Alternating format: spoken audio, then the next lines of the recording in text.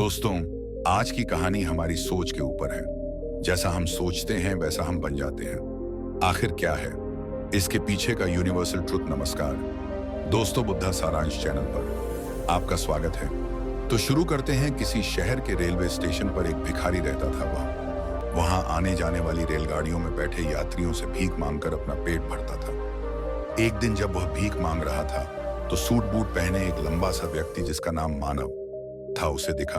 उसने सोचा कि यह व्यक्ति बहुत अमीर लगता है, इससे भीख मांगने पर यह मुझे जरूर अच्छे पैसे देगा। वह मानव से भीख मांगने लगा। भिखारी को देखकर मानव ने कहा, तुम हमेशा मांगते ही रहते हो, क्या कभी किसी को कुछ देते भी हो? भिखारी बोला, साहब मैं तो भिखारी हूँ, हमेशा लोगों से मांगता ही रहता हूँ, मेरी इतनी औकात कहाँ कि को कुछ दे सकूं।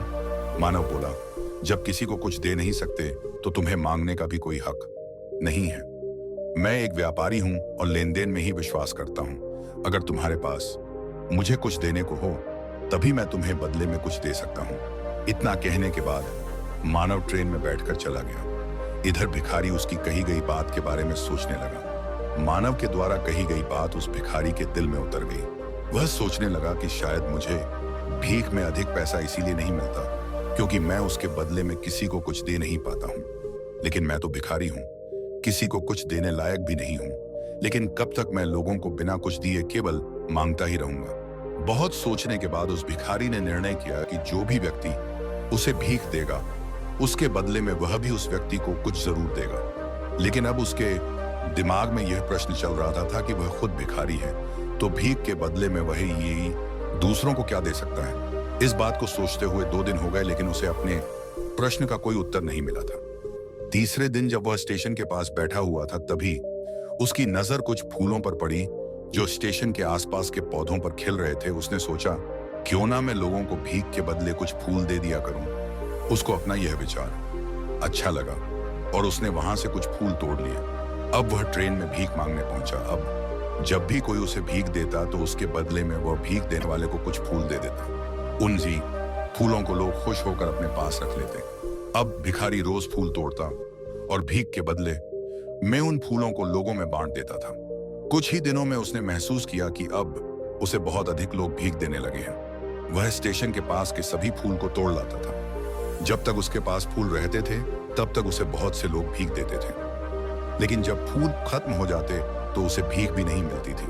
अब रोज ऐसा ही चलता रहा। एक दिन जब वह भीख मांग रहा था तो उसने देखा कि वही लंबा व्यक्ति ट्रेन में बैठा है जिसकी वजह से उसे भीख के बदले फूल देने की प्रेरणा मिली थी। वह तुरंत मानव के पास पहुंच गया और भीख मांगते हुए बोला, आज मेरे पास आपको देने के लिए कुछ फूल है, आप मुझे भीख दीजिए तो बदले में मैं आपको कुछ फूल दूंगा। मानव ने उसे भीख के रूप में कुछ पैसे दे दिए और भिखारी ने कुछ फूल उसे दे दिए। मानव को उसकी बात बहुत पसंद आई। वह बोला, वाह क्या बात है, आज तुम भी मेरी तरह एक व्यापारी बन गए हो। इतना कहकर फूल लेकर मानव अपने स्टेशन पर उतर गया। लेकिन मानव के द्वारा कही गई बात एक बार फिर से उस भिखारी के दिल में उतर गई। वह बार बार उस लंबे व्यक्ति के द्वारा कही गई बात के बारे में सोचने लगा और बहुत खुश होने लगा। उसकी आंखें अब चमकने लगी। उसे लगने लगा कि अब उसके हाथ सफलता की वह चाबी सी लग गई है जिसके द्वारा वह अपने जीवन को बदल सकता है। वह तुरंत ट्रेन से नीचे उतरा और उत्साहित होकर बहुत तेज आवाज में ऊपर आसमान की तरफ देखकर बोला, मैं भिखारी नहीं हूं, मैं तो एक व्यापारी हूं, मैं भी अमीर बन सकता हूं। लोगों ने उसे देखा तो सोचा कि शायद यह भिखारी पागल हो गया है और अगले दिन से वह भिखारी उस स्टेशन पर फिर कभी नहीं दिखा। लेकिन 6 महीने बाद इसी स्टेशन पर 2 व्यक्ति सूट बूट पहने हुए यात्रा कर रहे थे। दोनों ने एक दूसरे को देखा तो उनमें से एक ने दूसरे से हाथ मिलाया और कहा, क्या आपने मुझे पहचाना? दूसरा व्यक्ति बोला, नहीं, क्योंकि मेरे हिसाब से हम लोग पहली बार मिल रहे हैं। पहला व्यक्ति बोला, नहीं आप याद कीजिए, हम पहली बार नहीं बल्कि तीसरी बार मिल रहे हैं। दूसरा व्यक्ति बोला, मुझे याद नहीं, वैसे हम पहले 2 बार कब मिले थे? अब पहला व्यक्ति मुस्कुराया और बोला, हम पहले भी 2 बार इसी ट्रेन में मिले थे। मैं वही भिखारी हूं जिसको आपने पहली मुलाकात में बताया कि मुझे जीवन में क्या करना चाहिए और दूसरी मुलाकात में बताया कि मैं वास्तव में कौन हूं। दूसरा व्यक्ति यानी मानव मुस्कुराया और अचंभित होते हुए बोला, ओ याद आया, तुम वही भिखारी हो जिसे मैंने एक बार भीख देने से मना कर दिया था। और दूसरी बार मैंने तुमसे कुछ फूल खरीदे थे, लेकिन आज तुम यह सूट बूट में कहाँ जा रहे हो और आजकल क्या कर रहे हो? तब पहला व्यक्ति बोला, हाँ मैं वही भिखारी हूँ, लेकिन आज मैं फूलों का एक बहुत बड़ा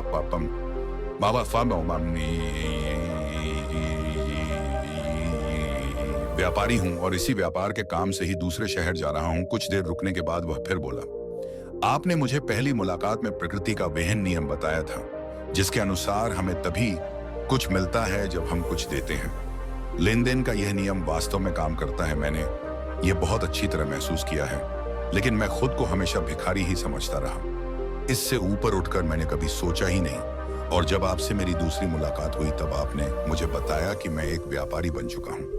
अब मैं समझ चुका था कि मैं वास्तव में एक भिखारी नहीं बल्कि व्यापारी बन चुका हूँ। मैंने समझ लिया था कि लोग मुझे इतनी भीख क्यों दे रहे हैं, क्योंकि वह मुझे भीख नहीं दे रहे थे बल्कि उन फूलों का मूल्य चुका रहे थे। सभी लोग मेरे फूल खरीद रहे थे, क्योंकि इससे सस्ते फूल उन्हें कहाँ मिलते। मैं लोगों की नजरों में एक छोटा व्यापारी था, लेकिन मैं अपनी नजरों में मैं एक भिखारी ही था। आपके बताने पर मुझे समझ आ गया कि मैं एक छोटा व्यापारी हूँ। मैंने ट्रेन में फूल बांटने से जो पैसे इकट्ठे किए थे उनसे बहुत से फूल खरीदे और फूलों का व्यापारी बन गया। यहाँ के लोगों को फूल बहुत पसंद है और उनकी इसी पसंद ने मुझे आज फूलों का बहुत बड़ा व्यापारी बना दिया। दोनों व्यापारी अब खुश थे और स्टेशन आने पर साथ उतरे और अपने अपने व्यापार की बात करते हुए आगे बढ़ गए। दोस्तों, इस कहानी से हमें बहुत कुछ सीखने को मिलता है। कहानी में मानव गिव एंड टेक नियम को बहुत अच्छी तरह जानता था। दुनिया के सभी बड़े व्यापारी इसी जीवन के नियम का उपयोग करके सफल हुए हैं। इस फार्मूले को उसने भिखारी को भी बताया। भिखारी ने इस प्राकृतिक नियम को अपना लिया और इसका असर उसके जीवन में साफ दिखाई देने लगा। उसने अपनी सोच बदली और उसकी जिंदगी बदल गई। ये कहानी हमें बताती है कि हम यदि अपनी सोच बदल लें तो कुछ भी हासिल किया जा सकता है। यदि हम खुद को छोटा समझते रहेंगे तो हम हमेशा छोटे ही बने रहेंगे। बड़ा बनने के लिए हमें अपनी सोच को बदलना होगा और खुद के बारे में बड़ा सोचना होगा। कहानी का सार यह है कि सफलता आपकी सोच में छुपी होती है। खुद का आत्मसम्मान जगाए, अपनी सोच को बड़ा बनाइए और देखिए कैसे आप सफलता के शिखर पर पहुंच जाते हैं। दोस्तों, यह कहानी यहीं पर समाप्त होती है। आइए अगली कहानी शुरू करते हैं। नमस्कार दोस्तों, आज हम फिर महात्मा बुद्ध वर्तमान में जीना सिखाएगी और आपके जीवन को एक नई दिशा देगी।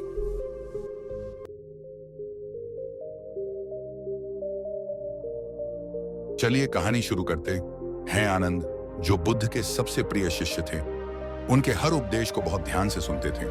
यह कहानी इस बात पर प्रकाश डालती है कि कैसे बुद्ध ने आनंद को जीवन का सबसे महत्वपूर्ण पार्ट वर्तमान में जीने का महत्व सिखाया और साथ ही 10 महत्वपूर्ण नियम दिए। प्रारंभिक जीवन आनंद की बेचैनी। आनंद, जो महात्मा बुद्ध के अनन्य शिष्य थे, हमेशा अपने गुरु के हर शब्द को मन से सुनते थे और उनके उपदेशों पर अमल करने की कोशिश करते थे। लेकिन आनंद के मन में एक समस्या थी। वह अक्सर अपने अतीत के बारे में सोचकर परेशान हो जाते थे या भविष्य की चिंता में डूब जाते थे। यह बेचैनी और चिंता उनके ध्यान और साधना में बाधा डालती थी। एक दिन आनंद ने बुद्ध से पूछा, गुरुदेव, मेरा मन हमेशा अतीत की घटनाओं में खोया रहता है या भविष्य की चिंताओं में डूबा रहता है। मैं वर्तमान में नहीं जी पाता। कृपया मुझे इस समस्या से उबारने का उपाय बताएं। बुद्ध ने मुस्कुराते हुए कहा, आनंद, वर्तमान में रहना सबसे बड़ा अभ्यास है। जो व्यक्ति वर्तमान में जीता है वह जीवन के हर पल को पूर्णता से जीता है। मैं तुम्हें 10 नियम बताऊंगा जिनका पालन करने से तुम वर्तमान में केंद्रित रह सकोगे। सांस पर ध्यान केंद्रित करो। बुद्ध ने आनंद से कहा, पहला नियम यह है कि अपनी सांस पर ध्यान केंद्रित करो। सांस जीवन का सबसे स्पष्ट और तात्कालिक अनुभव है। जब भी तुम्हारा मन भटके, अपनी सांसों को महसूस करो। जब तुम अपने सांसों पर ध्यान केंद्रित करोगे तो तुम्हारा मन तुरंत वर्तमान में लौट आएगा। आनंद ने इसे आजमाया। धीरे धीरे वह समझ गया कि सांस लेना और छोड़ना एक साधारण लेकिन गहरा अनुभव है जो मन को वर्तमान में स्थिर करता है। अतीत को जाने दो। दूसरा नियम था, अतीत को जाने दो। अतीत में जो हो चुका है उसे तुम बदल नहीं सकते। जितना अधिक तुम अतीत में डूबोगे मत पाए, उतनी ही तुम्हारी मानसिक भंग होगी। इसलिए अतीत को जाने दो और उसे अपने वर्तमान पर हावी न होने दो। आनंद ने बुद्ध से पूछा, गुरुदेव, क्या अतीत के अनुभवों से हमें सीख नहीं लेनी चाहिए? बुद्ध ने उत्तर दिया, बिल्कुल अतीत से सीख लो, लेकिन उसे अपने वर्तमान में बोझ की तरह मत ढो। जो हो चुका है वह बीत चुका है, उसे छोड़ देना ही बुद्धिमानी है। भविष्य की चिंता मत करो। तीसरा नियम था भविष्य की चिंता मत करो। भविष्य अनिश्चित है और उसे लेकर चिंता करना व्यर्थ है। जब तुम भविष्य ही के बारे में चिंता करते हो तो तुम्हारा मन अस्थिर हो जाता है। इसीलिए भविष्य को लेकर चिंता मत करो, बल्कि अपने वर्तमान पर ध्यान दो। आनंद को यह सुनकर बड़ा सुकून मिला, क्योंकि वह अक्सर भविष्य की अनिश्चितताओं से घबराता था। बुद्ध ने उसे सिखाया कि भविष्य की चिंता छोड़कर वर्तमान में जीना ही सच्ची शांति का मार्ग है। ध्यान का अभ्यास करो। बुद्ध ने आनंद को चौथा नियम सिखाया, ध्यान का नियमित अभ्यास करो। ध्यान से मन शांत होता है और वर्तमान में ठहरता है। ध्यान से तुम्हें यह समझ में आएगा कि वर्तमान ही जीवन का सच्चा अनुभव है। ध्यान तुम्हें अतीत और भविष्य की चिंताओं से मुक्त करेगा। आनंद ने ध्यान को अपनी दिनचर्या में शामिल किया और धीरे धीरे उसने महसूस किया कि उसका मन अधिक स्थिर और शांत हो गया है। तत्कालिक अनुभवों का स्वागत करो। बुद्ध का पांचवा नियम था, तत्कालिक अनुभवों का स्वागत करो। जीवन का हर पल नया होता है। जो भी अभी घटित हो रहा है उसे पूरे ध्यान और स्वीकार्यता के साथ जियो। इससे तुम वर्तमान के हर पल का आनंद ले सकोगे। आनंद ने बुद्ध से पूछा, लेकिन गुरुदेव, अगर अनुभव दर्दनाक हो तो? बुद्ध ने उत्तर दिया, दर्दनाक अनुभव भी जीवन का हिस्सा है। उन्हें अस्वीकार करने से दुख खर पड़ता है। उन्हें स्वीकार करने से तुम दर्द को भी शांति से झेल पाओगे। मन को सजग रखो। छठा नियम था, अपने मन को सजग रखो। मन एक बच्चे की तरह होता है जो भटकने की आदत रखता है, लेकिन जब तुम सजगता से अपने मन पर ध्यान दोगे तो तुम्हें पता चलेगा कि वह कब और क्यों भटकता है। मन को सजग रखने से तुम उसे भटकने से रोक पाओगे। आनंद ने इस नियम का पालन किया और उसने महसूस किया कि सजगता से वह अपने विचार और भावनाओं पर नियंत्रण पा रहा है। प्रकृति के साथ तालमेल बैठा हो। सातवां नियम है, प्रकृति के साथ तालमेल बैठा हो। जीवन की हर चीज का अपना समय और स्थान होता है। जैसे दिन और रात का आना जाना, वैसे ही हमारे जीवन में भी बदलाव आते हैं। इन्हें स्वीकार करो और प्रकृति के साथ तालमेल बिठा। बुद्ध ने आनंद को समझाया कि जीवन की घटनाएं भी प्राकृतिक परिवर्तन का हिस्सा होती हैं। जब हम इन्हें स्वाभाविक मानकर स्वीकारते हैं तो जीवन में शांति आती। जीना आभार व्यक्त करो। आठवां नियम था, आभार व्यक्त करो। जीवन में जो कुछ भी है उसके प्रति आभार व्यक्त करो। जब तुम आभारी होते हो तो तुम्हारा मन नकारात्मकता से मुक्त हो जाता है और तुम वर्तमान के हर पल का आनंद लेने लगते हो। आनंद ने महसूस किया कि आभार व्यक्त करने से उसका मन शांत और संतुष्ट हो गया। उसने हर छोटी बड़ी चीज के लिए आभार व्यक्त करना शुरू कर दिया। मृत्यु को स्वीकार करो। नौवां नियम है, मृत्यु को स्वीकार करो। मृत्यु जीवन का अपरिहार्य सत्य है। जब तुम मृत्यु को स्वीकार करते हो तो तुम जीवन के हर पल को जीने के लिए प्रेरित होते हो। मृत्यु की अनिवार्यता को जानने से तुम वर्तमान को अधिक गहराई से जी पाओगे।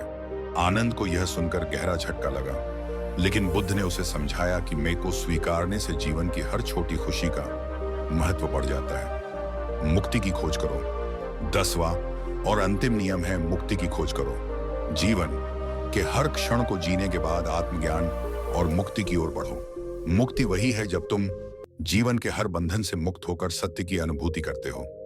बुद्ध ने आनंद से कहा कि जब वह इन 10 नियमों का पालन करेगा तो उसे सच्चे जीवन और शांति की अनुभूति होगी। आनंद की परिवर्तन यात्रा। आनंद ने बुद्ध के इन 10 नियमों का पालन किया और धीरे धीरे उसका जीवन बदलने लगा। अब वह अतीत की परवाह किए बिना और भविष्य की चिंता छोड़कर वर्तमान में जीने लगा। उसका मन शांत और स्थिर हो गया। बुद्ध ने आनंद को सिखाया कि सच्चा जीवन वही है जो वर्तमान में जिया जाए। जब हम अतीत की यादों और भविष्य की चिंताओं से मुक्त होकर वर्तमान को पूरी तरह जीते हैं तो हमें सच्ची शांति और आनंद की प्राप्ति होती है। निष्कर्ष, महात्मा बुद्ध और आनंद के इस संवाद से हमें यह सीख मिलती है कि वर्तमान में जीना ही सच्चा जीवन है। जब हम अपने मन को नियंत्रित कर वर्तमान पर ध्यान केंद्रित करते हैं तो हम जीवन के हर पल को उसकी संपूर्णता में अनुभव कर सकते हैं। बुद्ध के यह नियम हमें सिखाते हैं कि शांति और आनंद कहीं बाहर नहीं बल्कि हमारे भीतर है और इसे पाने का एकमात्र रास्ता वर्तमान में जीना। अगली कहानी जो लोग अनीत का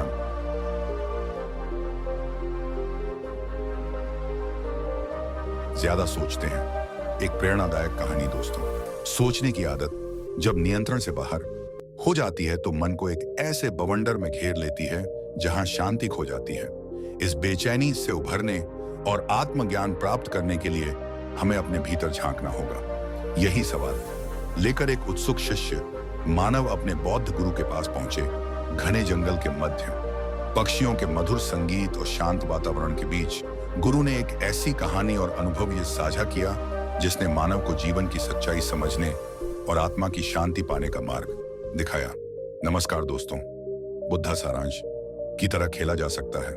शांत और घने जंगल के बीचों बीच एक बौद्ध गुरु अपने शिष्यों के साथ बैठे थे। धूप की सुनहरी किरणें पेड़ों की शाखाओं से छड़कर गिर रही थीं। वातावरण में पक्षियों का मधुर संगीत गूंज रहा था। उनके शिष्य मानव एक उत्सुक और सिंको समर्पित युवा जो सदा बुद्ध की शिक्षाओं में नए अर्थ खोजने को उत्सुक रहते थे। मानव ने गंभीरता से पूछा, गुरुजी, आप कहते हैं कि आत्मज्ञान प्राप्त करने के लिए मन को स्थिर करना आवश्यक है, लेकिन मेरा मन विचारों के बवंडर दिया से घिरा रहता है। इसे कैसे शांत कर सकता हूं? बौद्ध गुरु ने मुस्कुराते हुए कहा, मानव, सच्ची स्पष्टता तब आती है जब मन शांत हो, जैसे स्थिर पानी में चंद्रमा का प्रतिबिंब। लेकिन यह समझ शब्दों से परे है। कल मैं तुम्हें एक ऐसा पाठ दूंगा जिसे शब्दों में नहीं बयां किया जा सकता। यह कहकर बुद्ध ने ध्यान साधना शुरू कर दी। अभी शिष्य उनकी इस बात पर चर्चा करने लगे, लेकिन मानव चुपचाप सोच में डूबा रहा।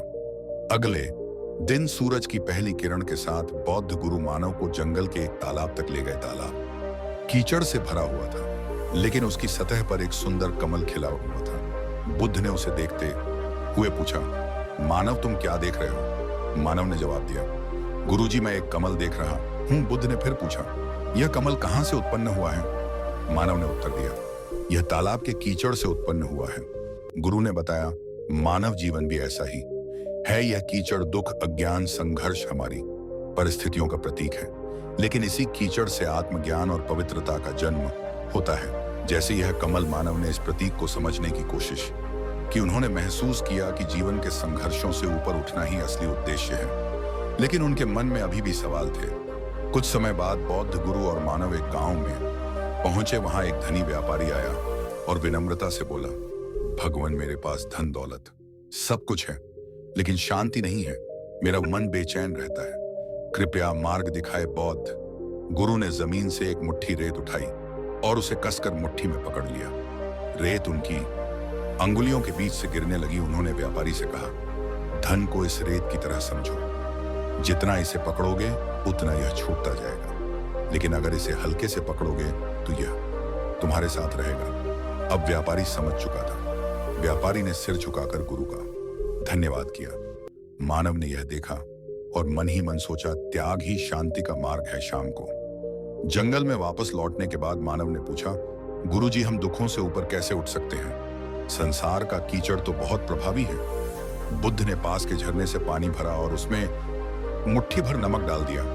कटोरा मानव को देते हुए कहा, इस जरा इसका स्वाद चखो। मानव ने एक घूंट लिया और तुरंत कहा, यह तो बहुत खारा है बौद्ध। गुरु मुस्कुराए और फिर झरने में नमक डालते हुए बोले, अब झरने से पानी पियो। मानव ने झरने से पानी पिया और पीने के बाद प्रसन्न होकर कहा, यह तो शुद्ध और ताजगी भरा है। गुरु ने कहा, नमक दुख की तरह है। यदि तुम्हारा मन एक छोटे पात्र की तरह है तो दुख तुम्हें कड़वाहट से भर देगा, लेकिन जब तुम्हारा मन इस झरने की तरह विशाल होगा तो वही दुख उसमें घुलकर विलीन हो जाएगा। मानव ने सिर झुका लिया। मानव ने जीवन का एक और महत्वपूर्ण पात्र सीख लिया था। रात में मानव उस तालाब के पास बैठा था जहां उन्होंने सुबह कमल देखा था। चांदनी में नहाए कमल को देखते हुए मानव ने पाया, कीचड़ से प्रकाश तक यही जीवन का मार्ग है। दूर से बुद्ध के मंत्रों की धुन सुनाई दे रही थी। मानव ने आंखें बंद की और महसूस किया कि वह स्वयं भी उस कमल की तरह बन सकते हैं जो संघर्षों के बीच खिलता है, लेकिन कभी भी गंदगी से प्रभावित नहीं होता। जीवन की यात्रा में कीचड़ को अपनाना ही कमल की तरह खिलने की कुंजी है। इस कहानी से कई महत्वपूर्ण शिक्षाएं मिलती हैं जो जीवन के हर पहलू में उपयोगी हैं। पहली शिक्षा, संघर्षों को स्वीकार करना। जीवन में दुख और कठिनाइयां अवश्य भावी हैं। इन्हें टालने के बजाय इन्हें स्वीकार कर हम आत्मप्रगति विकास का साधन बनाना चाहिए। संघर्ष हमें सिखाते हैं कि कैसे कठिन परिस्थितियों में भी शांत और स्थिर बने रहें। दूसरी शिक्षा मन की स्थिरता, मन को शांत और स्थिर रखना आत्मज्ञान और सच्ची शांति की कुंजी है। जैसे स्थिर पानी में चंद्रमा का स्पष्ट प्रतिबिंब दिखता है, वैसे ही शांत मन में सच्चाई और स्पष्टता प्रकट होती है। तीसरी शिक्षा त्याग का महत्व, भौतिक सुख सुविधाओं का लालच जैसे रेत जितना पकड़ेंगे वह उतनी ही जल्दी छूटेगा।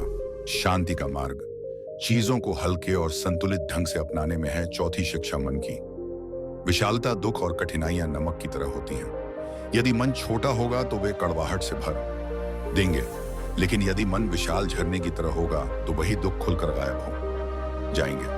पांचवी शिक्षा सकारात्मक दृष्टिकोण। जीवन कीचड़ कठिनाई से भरा हो सकता है, लेकिन हमें कमल की तरह खिलकर अपनी पवित्रता और सुंदरता बनाए रखनी चाहिए। कठिन परिस्थितियां हमारी आत्मा को परिष्कृत करने का माध्यम है। कहानी सिखाती है कि जीवन के संघर्षों को आत्मज्ञान, शांति और आंतरिक विकास के साधन के रूप में अपनाएं। मन की स्थिरता और विशालता बनाए रखें और अपने भीतर की कमल जैसी सुंदरता को जीवन की कठिनाइयों में भी खिलने दें। हमें उम्मीद है आपको यह कहानी पसंद आई होगी।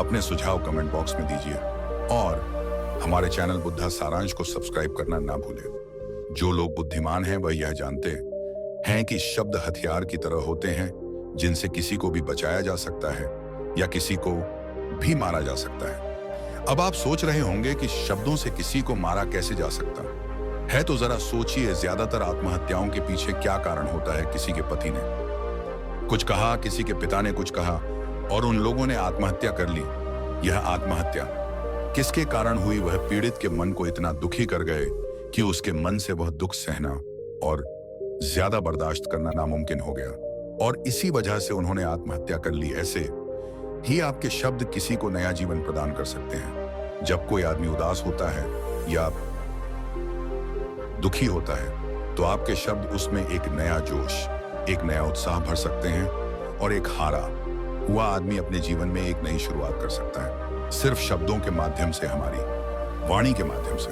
तो अब तक आप यह तो समझ ही गए होंगे कि हमारे शब्द हमारे जीवन को किस तरह निर्धारित करते हैं। शब्दों में कितनी ताकत होती है और किसी से बात करते वक्त हमें कितनी सावधानी से अपने शब्द बोलने चाहिए। आज जो बौद्ध कहानी मैं आपको सुनाने वाला हूं, उसमें आपको सीधे तौर पर कुछ ऐसे तरीके पता चलेंगे, कुछ ऐसी परिस्थितियां पता चलेंगी जहां पर आपको हमेशा चुप रहना चाहिए। कुछ परिस्थितियों में अगर आप कुछ नहीं बोलेंगे तो वही आपके लिए सबसे ज्यादा बेहतर होगा। इससे पहले कि ये आप इस कहानी में खो जाए, आप हमारे चैनल बुद्धा सारांश को सब्सक्राइब जरूर कर लें। तो शुरू करते हैं। एक समय की बात है, मानव एक बार एक बौद्ध गुरु के पास पहुंचा और बौद्ध गुरु से जाकर पूछा कि हे महात्मा, मैं अपने आप से परेशान हूं, अपने आप से दुखी हूं।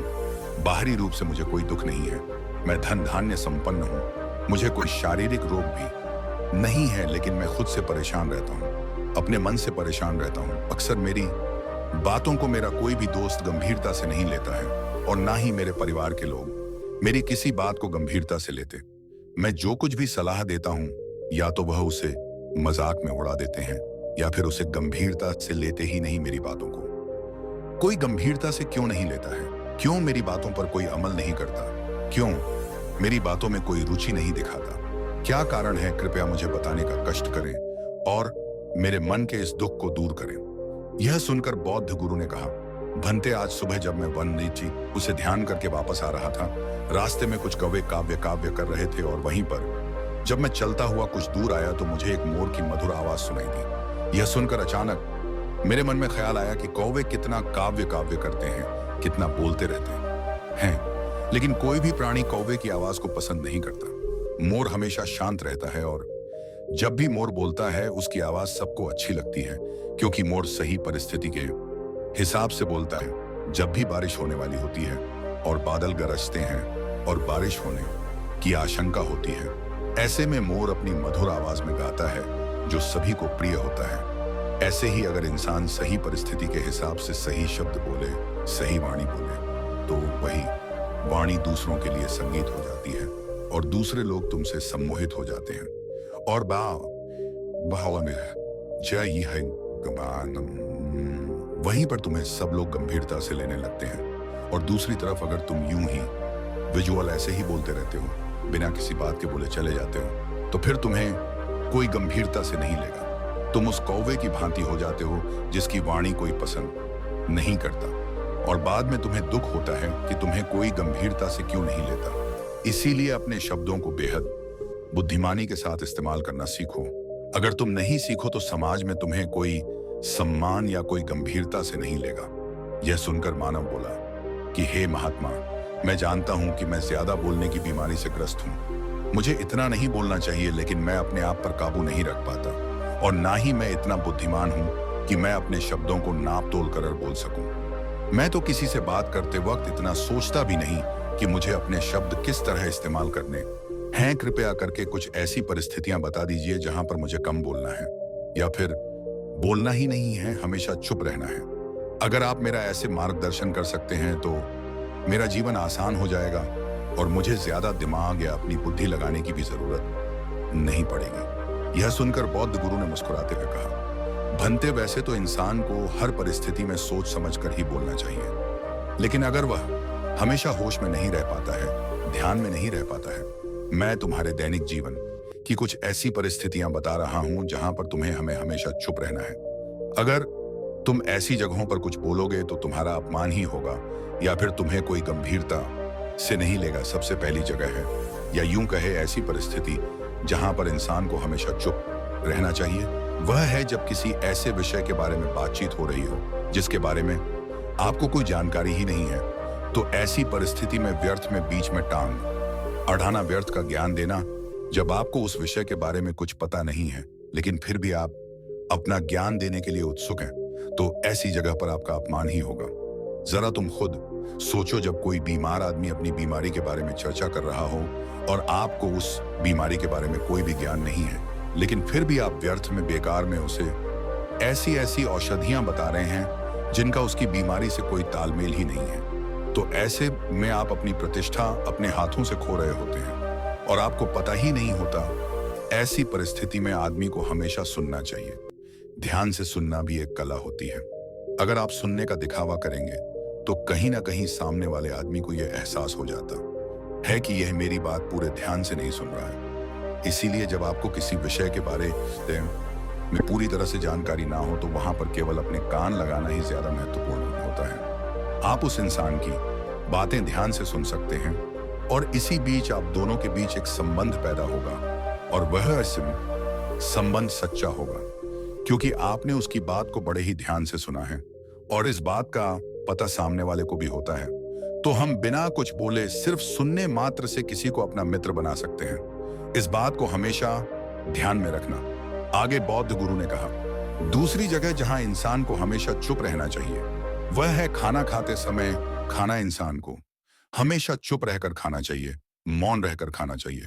महात्मा बुद्ध और उनके भिक्षु हमेशा चुप रहकर भोजन करते हैं, शांत भाव से भोजन करते हैं, परिपूर्ण होकर भोजन करते हैं, पूरी तरह से करते हैं, एक एक टुकड़े का स्वाद लेकर भोजन करते हैं। और ऐसा भोजन जब आपके शरीर में पहुंचता है तो वह आपके अंगांग तक ऊर्जा पहुंचाता है। अक्सर हम भोजन करते वक्त कुछ ना कुछ बोलते रहते हैं, सुनते रहते, लेकिन मौन रहकर पूरा स्वाद लेकर उस भोजन में को कभी नहीं करते।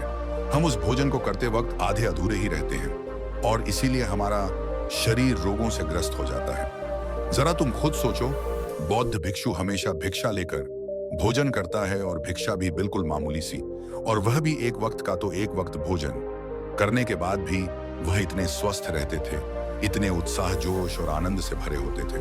और हम तो इतना खाना खाते हैं, इतनी सारी भोजन की सामग्री हमारे लिए उपलब्ध होती है, लेकिन हमारे शरीर में कोई ऊर्जा नहीं होती। इसका सबसे बड़ा कारण होता है कि हम अपना भोजन होश में नहीं करते हैं, परिपूर्ण होकर नहीं करते हैं, मौन रहकर नहीं करते हैं। इसीलिए अपना भोजन हमेशा मौन रहकर ही करो। तीसरी जगह जहां पर अगर आपने चुप रहना सीख लिया तो इसका मतलब यह है कि आपने अपने ऊपर विजय हासिल कर ली। जी हाँ, गुस्से में शांत रहना या चुप रहना इतना आसान नहीं होता है। अक्सर हम गुस्से से भरकर कुछ ऐसे शब्द या अपशब्द बोल जाते हैं जिसका पछतावा हमें हमेशा रहता है, लेकिन जुबान से निकला हुआ शब्द वापस नहीं हो सकता, उस शब्द को मिटाया भी नहीं जा सकता। अब वह जिंदगी भर हमारे दामन से जुड़ चुका है, और वह गुस्से में बोला गया अपशब्द हमारे मन को समय समय पर बेचैन करता रहता है, दुखी करता रहता है। लेकिन गुस्से के वक्त चुप रहना सीखना भी एक बहुत बड़ी कला होती है।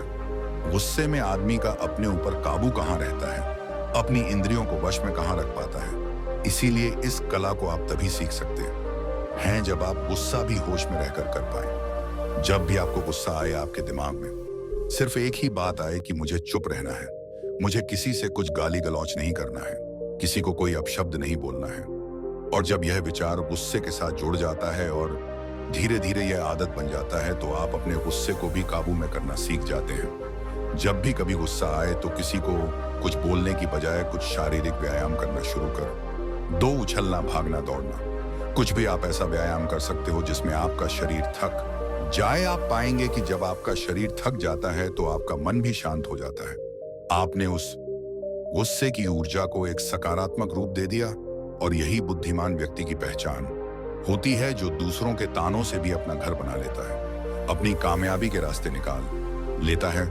वही सच में बुद्धिमान आदमी है, जो जहर को भी दवा बनाकर इस्तेमाल करना सीख जाए, वही असली बुद्धिमान होता है। चौथी जगह जहां आप चुप रहेंगे तो आपके लिए वही सबसे ज्यादा बेहतर होगा। जब चार लोग आपस में बैठकर बातें कर रहे हो, कोई बैठक कर रहे हो, तो वहां पर जब चार लोग बात कर रहे होते हैं तो चारों लोग एक साथ तो बात कर नहीं सकते। एक बार में एक व्यक्ति बोलेगा और तीन सुनेंगे, तभी वह बैठक कामयाब हो पाएगी, तभी वह चर्चा सही रूप में आगे बढ़ पाएगी। लेकिन अगर कोई आदमी ऐसा बैठा हुआ है जो बीच में ही दूसरे की बात काटकर अपनी बात को ऊपर रखना चाहता है, तो ऐसे में वह चर्चा या वह बैठक आपको कहीं नहीं पहुंचाएगी और चारों लोगों के बीच आप सबसे मूर्ख कहलाओगे। अगर आपको अपनी बात कहनी है तो सामने वाले को अपनी बात पूरा करने दो, उसके बाद अपने विचार रखो। यही एक अच्छे आदमी की पहचान होती है। और आखिरी जगह, अगर जहां हमें चुप रहना है, हमारे माता पिता हमें कुछ कह देते हैं, हमारे बड़े बुजुर्ग हमें किसी बात पर डांट देते हैं या हमें थप्पड़ भी मार देते हैं, तो ऐसी जगहों पर आपका चुप रहना ही उनके प्रति सम्मान दिखाएगा, उनके प्रति आदर का भाव व्यक्त होगा। अगर आप उनके सामने उनका विरोध कर देते हैं, उनका का प्रतिरोध कर देते हैं, तो वह गुस्सा तो थोड़ी देर बाद शांत हो जाएगा, लेकिन वह कही गई बात, वह विरोध किया हुआ डांट, स्विंग शब्द या फिर कुछ भी उल्टा सीधा हमेशा आपके मन को सताएगा।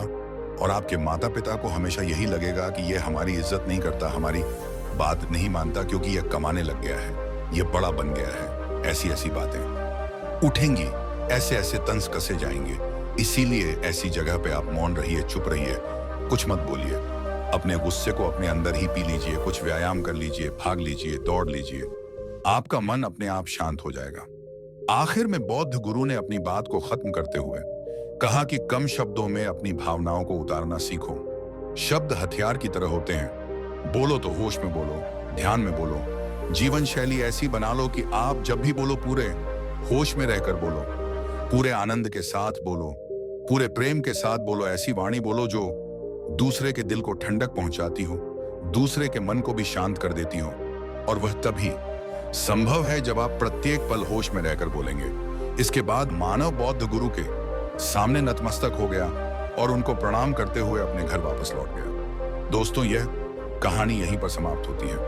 आइए अगली कहानी शुरू करते हैं। तो दोस्तों, खुद को बदलने का सबसे सरल तरीका है उन जगहों पर चुप रहना जहां शब्दों से ज्यादा मौन की जरूरत होती है। मौन ही वह कुंजी है जो आत्माधिकार और शांति का मार्ग खोलती है। नमस्कार दोस्तों, स्वागत है आप सभी का आपके अपने चैनल बुद्ध सारांश पर। आइए कहानी शुरू करते हैं। बहुत समय पहले की बात है।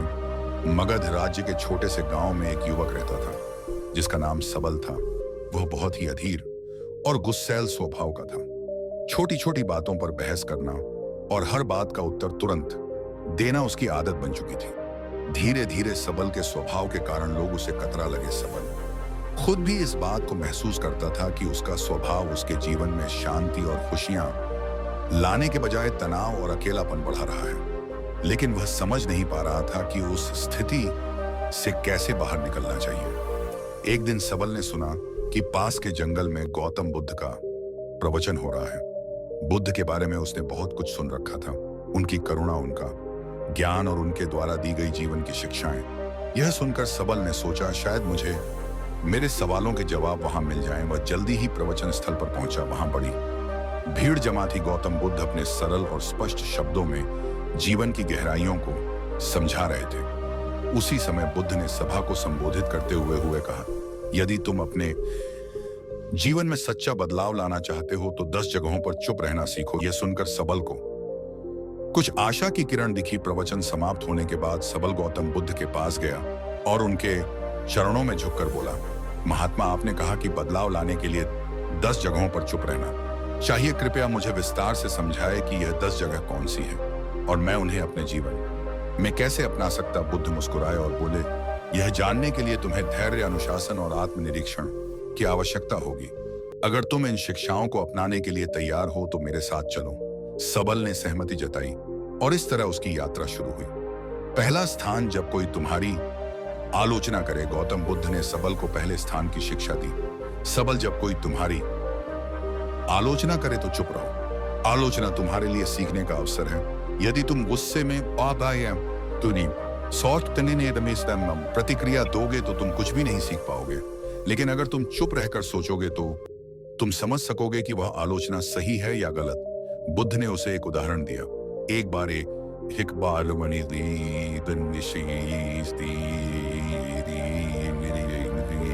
व्यक्ति ने मुझे अपशब्द कहे। मैंने चुप रहकर उसकी बात सुनी। जब वह थक गया तो मैंने उससे पूछा, अगर तुम किसी को उपहार दो और वह उसे ना ले तो वह उपहार किसके पास रहे? वह बोला, मेरे पास। मैंने कहा, तुम्हारे यह शब्द भी तुम्हारे पास ही रहेंगे क्योंकि मैंने इन्हें स्वीकार नहीं किया। सबल ने इसे अपने जीवन में अपनाने का निर्णय लिया। शुरुआत में यह कठिन था, लेकिन धीरे धीरे उसने महसूस किया कि आलोचना सुनने के बाद चुप रहने से वह आत्मनिरीक्षण कर पाता है। दूसरा स्थान, जब कोई तुमसे बहस करे। कुछ दिन बाद बुद्ध ने सबल को दूसरे स्थान पर चुप रहने का महत्व समझाया। जब कोई तुमसे बहस करे तो चुप रहो। बहस में सच नहीं बल्कि अहंकार की जीत होती है। यदि तुम चुप रहोगे तो तुम स्थिति को बेहतर समझ सकोगे और सही निर्णय ले सकोगे। गौतम बुद्ध ने एक किसान क्वीन की कहानी सुनाई। 2 किसान अपनी जमीन के छोटे से टुकड़े को लेकर झगड़ रहे थे। दोनों का मानना था कि वह जमीन उनकी है। जब मैंने उनसे पूछा कि क्या उन्होंने जमीन अपने साथ लाई थी जब वे जन्म थे, या क्या वे इसे अपने साथ ले जाएंगे जब वे मरेंगे, तो वे चुप हो गए। इस शिक्षा ने सबल को सिखाया कि बहस में पड़ने से बेहतर है चुप रहकर समाधान की ओर बढ़ा जाए। तीसरा स्थान, जब कोई गुस्से में हो। गौतम बुद्ध ने सबल से कहा, गुस्सा आग की तरह है। यदि तुम इसमें घी डालोगे तो यह और भड़क जाएगा। इसलिए जब कोई गुस्से में हो तो चुप रहो।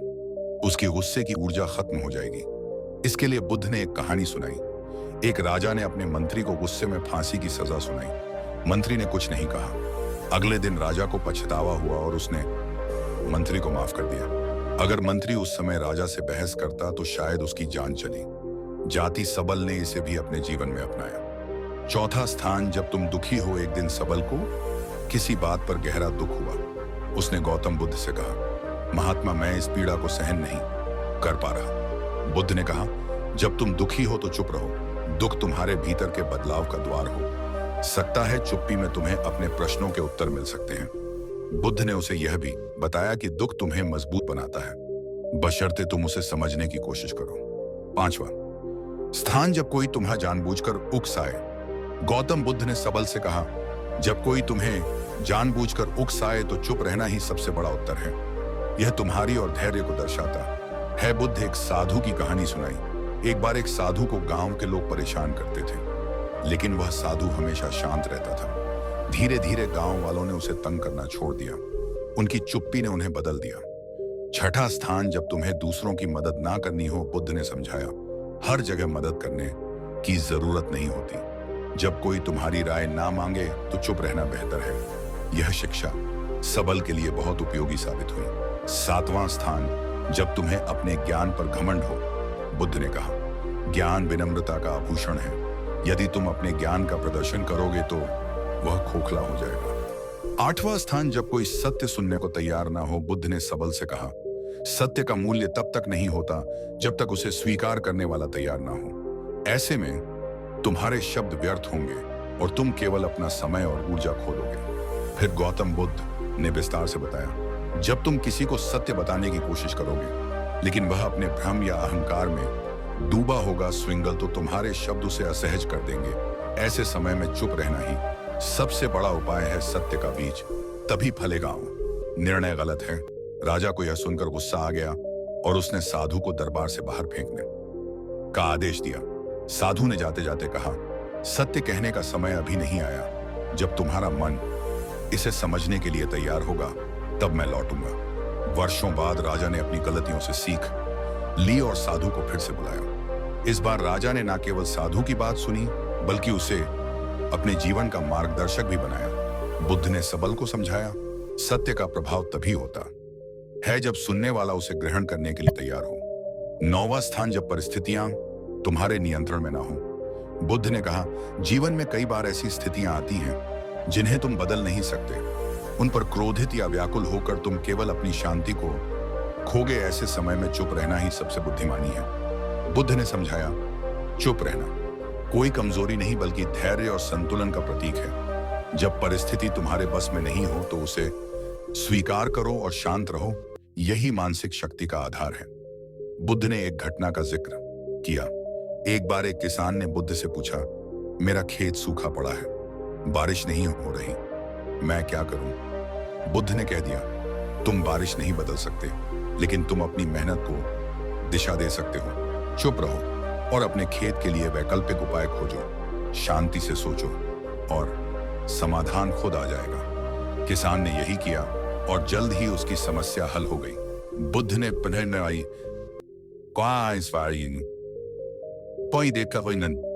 कहा, जब परिस्थितियां तुम्हारे नियंत्रण में ना हो तो चुप रहकर धैर्य और समाधान की दिशा में काम करना ही तुम्हारी सबसे बड़ी ताकत है। 10वां स्थान, जब तुम्हारा दिल भर जाए। बुद्ध ने सबल से कहा, जब तुम्हारा हृदय कृतज्ञता, प्रेम और शांति से भर जाए तो इसे शब्दों की आवश्यकता नहीं होती। ऐसी स्थिति में चुप्पी स्वयं एक भाषा बन जाती है। यह तुम्हारे भीतर की सबसे बड़ी खुशी है। गौतम बुद्ध ने इसे और स्पष्ट करते हुए कहा, कृतज्ञता का सबसे शुद्ध रूप मौन में प्रकट होता है। जब तुम अपने जीवन में आनंदित महसूस करो तो इसे बाहरी अभिव्यक्ति की आवश्यकता नहीं होती। यह चुप्पी तुम्हारी आत्मा की खुशी का प्रतीक होती है। बुद्ध ने सबल को एक छोटी कहानी सुनाई। एक बार एक शिष्य को उसके गुरु ने आत्मज्ञान का अनुभव कराया। शिष्य का हृदय कृतज्ञता से भर गया। उसने गुरु से कहा, मैं आपको धन्यवाद देना चाहता हूं लेकिन शब्द पर्याप्त नहीं लगते। गुरु मुस्कुराए और बोले, तुम्हारी चुप्पी ही मेरे लिए सबसे बड़ा धन्यवाद है, इसे बनाएं रखिए। बुद्ध ने समझाया, जब दिल भर जाए तो शब्दों की आवश्यकता नहीं होती। मौन तुम्हारी सबसे बड़ी अभिव्यक्ति है। सबल ने जब बुद्ध से 10 जगहों पर चुप रहने का ज्ञान लिया तो बुद्ध ने उसे तुरंत अभ्यास में डालने का निर्णय लिया। उन्होंने कहा, ज्ञान का मूल्य तभी है जब इसे जीवन में लागू किया जाए। मैं तुम्हें कुछ परीक्षाओं से गुजरने का अवसर दूंगा। इन परीक्षाओं से तुम सीखो कि चुप्पी वास्तव में तुम्हें कितना बदल सकती है। सबल ने सहमति दी और बुद्ध के मार्गदर्शन में अपने जीवन के इस नए अध्याय की शुरुआत की। गौतम बुद्ध ने सबल को एक गांव भेजा जहां लोगों को उसकी पुरानी आदतों के बारे में बताया गया। जैसे ही सबल वहां पहुंचा, लोगों ने उसे बुरा भला कहना शुरू कर दिया। गांव वालों ने कहा, तुम्हारे जैसे लोग कभी नहीं बदल सकते, तुम हमेशा दूसरों को दोष देते हो, तुम यहां क्यों आए हो? सबल का स्वभाव था कि वह तुरंत जवाब दे और खुद को सही साबित करें, लेकिन इस बार उसने बुद्ध का बताया पहला स्थान याद किया। जब कोई तुम्हारी आलोचना करे तो चुप रहो। वह शांत खड़ा रहा। धीरे धीरे गांव वाले थक गए और उसकी चुप्पी देखकर हैरान हो गए। उन्होंने महसूस किया कि वह बदल चुका है।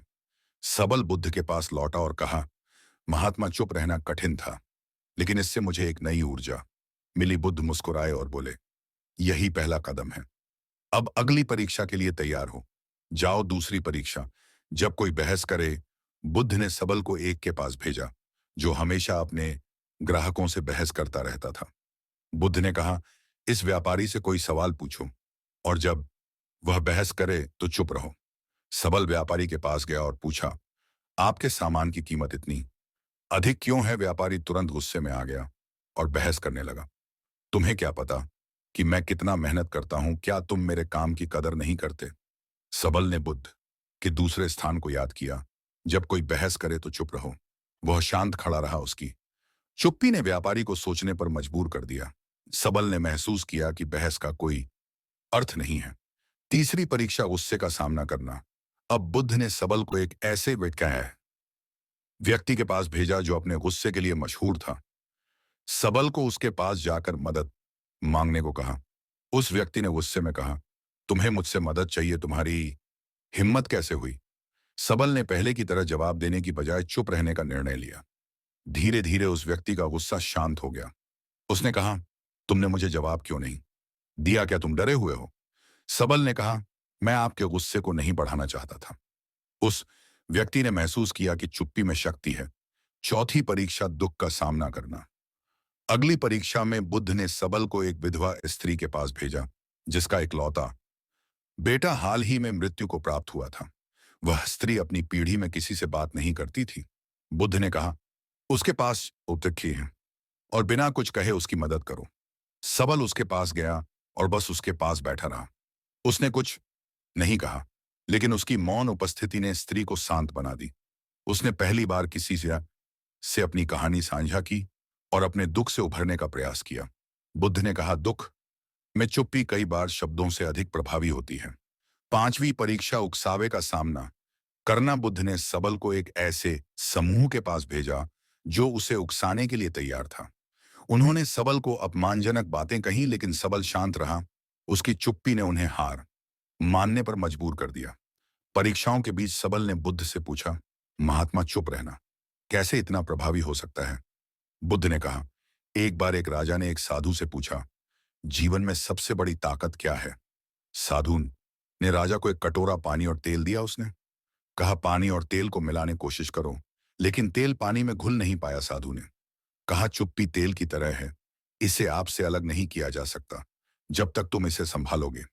यह तुम्हारी सबसे बड़ी ताकत रहेगी। अंत की परीक्षा, जब दिल भर जाए। अंत में बुद्ध ने सबल को खुद से एक और परीक्षा लेने को कहा। उन्होंने कहा, जब तुम्हारा दिल खुशी और कृतज्ञता से भर जाए तब चुप्पी को अपनाओ। सबल ने महसूस किया कि जब वह अपनी सभी परीक्षाओं में सफल हुआ तो उसका दिल शांति और आनंद से भर गया। उसने बुद्ध के चरणों में झुककर कहा, महात्मा मैं बदल चुका हूं। अब मैं जानता हूं कि चुप्पी ही सच्चा ज्ञान है। यह कहानी हमें सिखाती है कि चुप रहना केवल बोलने से बचना नहीं है, यह एक आंतरिक शांति और समझ का प्रतीक है। बुद्ध की यह शिक्षा हमें अपने जीवन के हर हर पहलू में संतुलन और शांति लाने का मार्ग दिखाती है। जब हम बोलने की बजाय सुनना और समझना सीखते हैं तो जीवन वास्तव में बदलने लगता है। यह कहानी हमें सिखाती है कि चुप्पी सिर्फ शब्दों का अभाव नहीं, बल्कि आत्मा की भाषा है। चुप रहना सीखो, यही सच्चा बदलाव है हमें। उम्मीद है आपको यह कहानी पसंद आई होगी। अपने सुझाव हमें कमेंट बॉक्स में दीजिए और हमारे चैनल बुद्धा सारांश को सब्सक्राइब करना ना भूलें। धन्यवाद और नमो बुद्धाय।